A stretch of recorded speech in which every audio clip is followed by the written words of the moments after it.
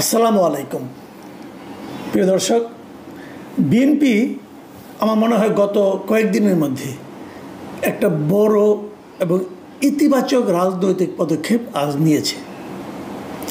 এবং সেই পদক্ষেপটা হলো যে তারা জাতীয় সংসদের আসন্ন যে নির্বাচনের ডেট ঘোষণা করা হয়েছে ফেব্রুয়ারিতে, সেই নির্বাচনের জন্য তারা আজকে 2 শতাধিক আসনের সম্ভাব্য প্রার্থী নির্বাচন করেছে।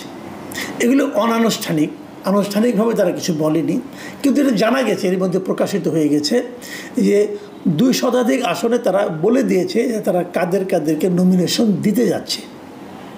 তাদের এই সিদ্ধান্তটা আমার কাছে খুবই ইতিবাচক মনে হয়েছে, এই কারণে যে আরও অনেক দিন আগেই জামায়াতে ইসলাম কিন্তু তাদের সকল আসনেরই প্রার্থী নির্বাচন করে ফেলেছিল, যে তারা কাদেরকে কোন আসনে কোন ব্যক্তিকে তারা মনোনয়ন দেবে এটা তারা নাম আগেই জানিয়ে দিয়েছিল। এবং সেই অনুযায়ী আমি যতটুকু জানি এবং আমি বিভিন্ন জায়গা থেকে খবর নিয়েছি যে সারা দেশের বিভিন্ন এলাকায় জামায়াতের সেই প্রার্থীরা এরই মধ্যে তাদের প্রচারণা শুরু করেছে।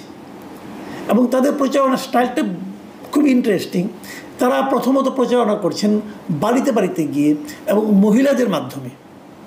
মহিলাদের মধ্যে জামাতে ইসলামী এরই মধ্যে খুব ভালো একটা অবস্থান করে নিয়েছে বলে আমি যতটুকু বুঝতে পেরেছি, সেই অনুযায়ী আমার মনে হচ্ছে তারা মেয়েদের মধ্যে জামাতের একটা ভালো সাপোর্ট তারা এরই মধ্যে তৈরি করতে পেরেছে।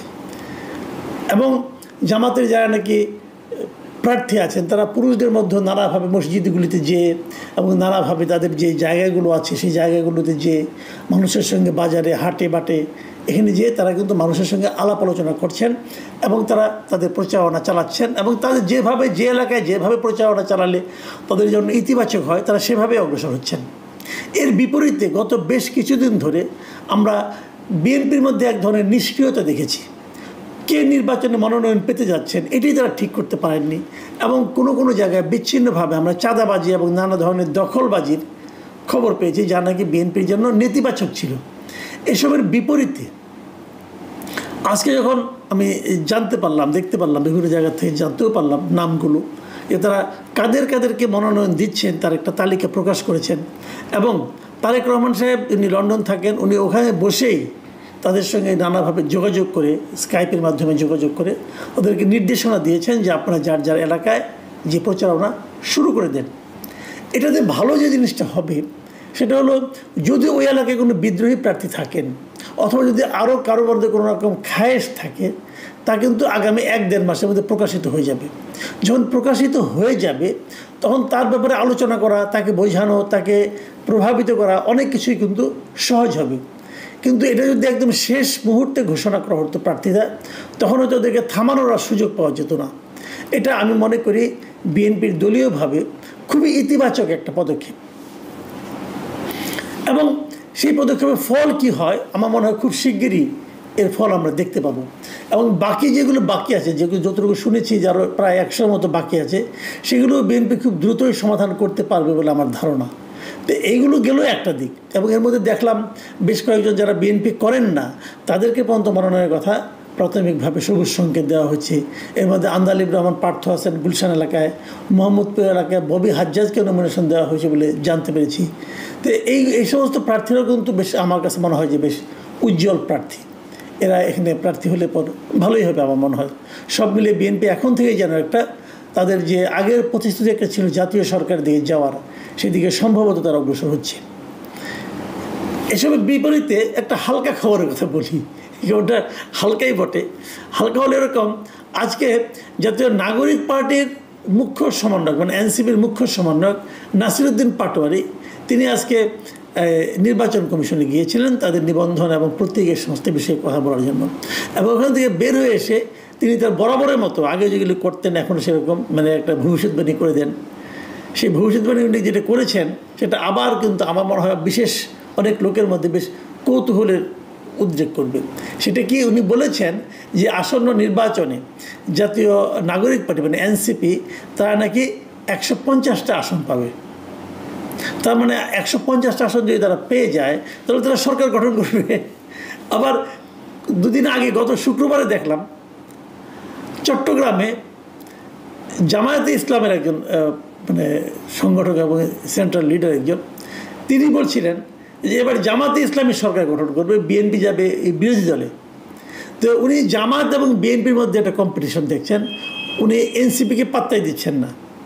আবার এদিকে এখন দেখছি এনসিপি তাদেরকে বিএনপিকে একটা পাত্তা দিচ্ছেন। তিনি বলছেন যে বিএনপি 50 থেকে 100টার মতো আসন পাবে, ধরে যদি 100টাই পায়, আর ওনারা পাচ্ছেন হলো গিয়া 150টা, 250, তাহলে জামাতের জন্য তো থাকে মাত্র 50টা, জামাতকে বাকি 50টা সবগুলি পাবে।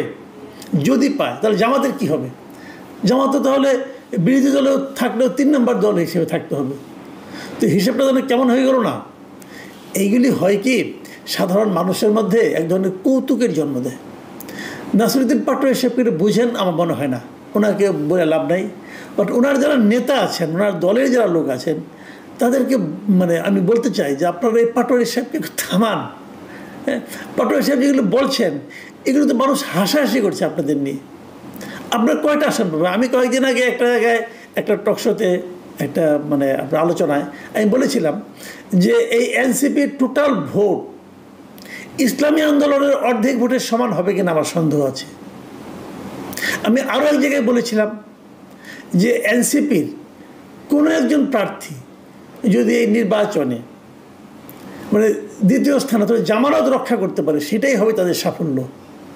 এগুলি যে আমি বলেছি এটা কিন্তু এনসিপির প্রতি আমার কোনো রকম মানে আপনার নেগেটিভ দৃষ্টিকোণ থেকে বলিনি, আমি আমার অবজারভেশন থেকে বলেছি। আমি তো দিন দুনিয়া একটু খোঁজখবর রাখি, খবর টবর তো রাখি। সেখানে এনসিপির অবস্থা তো ভালো না, কোথাও ভালো না। আপনারা স্টুডেন্টদের মধ্যে আছেন, স্টুডেন্টদের নিয়ে আপনাদের দল, ছাত্রদের মধ্যে আপনাদের বিপুল জনপ্রিয়তা থাকার কথা। ডাকসু নির্বাচনে 5 নম্বর 6 নম্বর হয়েছেন ভাই।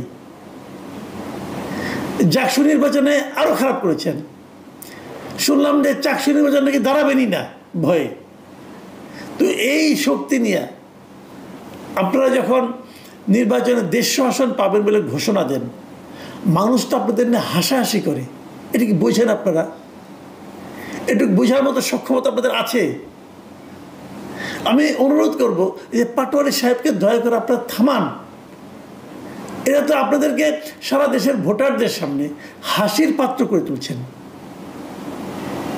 কি বলবো, যাই হোক, নির্বাচনের সময় অনেকে বাড়িয়ে বাড়িয়ে কথা বলে, এটা নতুন কিছু না, কিন্তু তারও তো একটা মাত্রা আছে, একটা সীমা আছে না। এই দুটোই নির্বাচনের বড় খবর আমি মনে করি। তারপরে আমি আশা করব যে এনসিপিও সতর্ক হয়ে চলবেন, ভালোভাবে কথা বলবেন। এনসিপি যদি কারোর সঙ্গে জোট করতে পারেন তখন একটা সম্ভাবনা আছে, সেই জোটেরও তো কোনো সম্ভাবনা দেখছি না। এনসিপির ভবিষ্যতে আসলে খুব বেশি আশাবাদী হওয়ার সুযোগ নেই। তবে বিএনপির যে রাজনৈতিক যে প্রজ্ঞাটা তারা দেখিয়েছে প্রার্থী ঘোষণা করে, আমি এটাকে খুবই সমর্থন করি এবং আমি মনে করি এর ইতিবাচক ফল বিএনপি পাবে। বিএনপির উচিত হবে এই প্রার্থীদের পক্ষে দলের অন্যান্য যারা সম্ভাব্য প্রার্থী আছেন তারা এখন থেকেই মাঠে নামছেন কিনা এই জিনিসটাকে মনিটরিং করা। তারা যদি এখন থেকে এটা মনিটরিং করতে পারেন তাহলে আমার মনে হয় যে বুঝতে পারবেন যে আগামী দিনগুলিতে তাদের কী পদক্ষেপ নিতে হবে। অনেকে হয়তো বলবেন যে আমি তাহলে বিএনপির পক্ষ নিচ্ছি কিনা, বিএনপিকে ভালোভাবে বুদ্ধি দিচ্ছি না। বুদ্ধি আমি সবাইকে দিই। আমি চাই যে বিএনপি যেন পূর্ণ শক্তি নিয়ে ইলেকশনটা করে, জামাতে ইসলাম যেন তাদের পূর্ণ শক্তিকে একত্রিত করে ইলেকশনটা করে, এবং এনসিপি যারা 150 আসন পেতে চাচ্ছে তারাও যেন তাদের পূর্ণ শক্তি নিয়ে একত্রিত হয়ে ইলেকশন করে। বিদ্রোহী প্রার্থী থাকলে পরে অনেক সময় হয় কি ওই পার্টির শক্তিটা বোঝা যায় না। বিদ্রোহী প্রার্থী চাই না, সবাই যার যার দলের আদর্শ নিয়ে পূর্ণ শক্তি একত্রিত করে নির্বাচন করুন। জনগণ যাকে নির্বাচন করে তিনি নির্বাচিত হবেন। তবে এই নির্বাচনের যে হাওয়া লেগে যাওয়া এটা কার্যকর হোক আগামীতে, এই প্রত্যাশা করি।